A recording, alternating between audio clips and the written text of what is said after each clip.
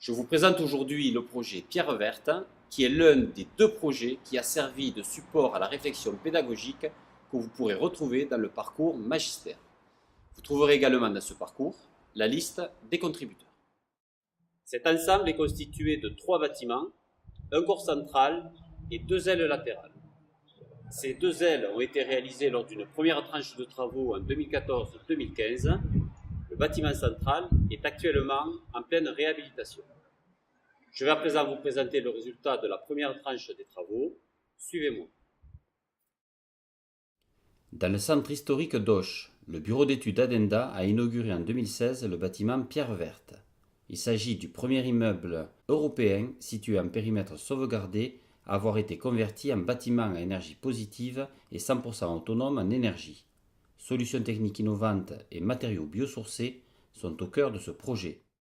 Le bâtiment est un ancien immeuble en pierre de taille édifié entre le XVIIe et XIXe siècle.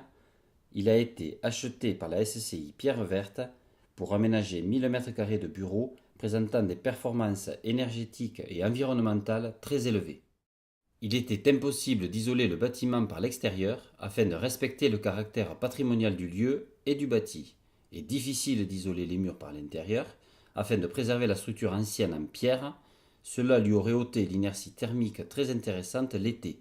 Les murs n'ont donc pas été isolés, mais simplement enduits. Cette non-isolation des murs a été compensée par une isolation renforcée de la toiture, des sols et des vitrages. Le choix de matériaux bio et géosourcés s'est porté sur des éléments structurels en bois, des cloisons à base de briques et d'enduits en terre crue, des isolants comme de la fibre de bois et de la ouate de cellulose, et des revêtements à base de produits naturels comme des pigments et de l'huile de lin.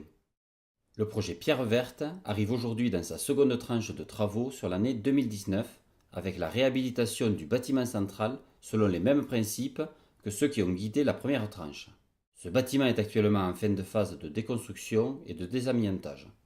Les travaux de reconstruction vont se poursuivre jusqu'à la fin du mois d'août, suivi de la phase de seconde œuvre sur la fin d'année 2019.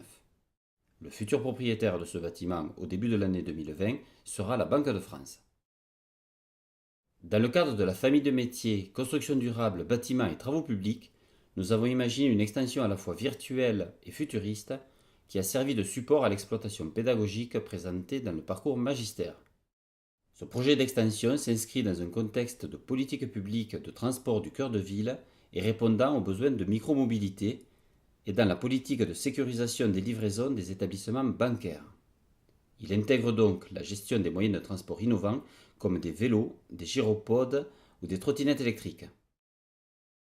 Pour répondre à ces deux problématiques, il a été imaginé des éléments architecturaux comme une rampe d'accès et une station de recharge pour petits véhicules électriques personnels légers et une aire d'atterrissage des drones de transport de fonds bancaires ou des taxis volants.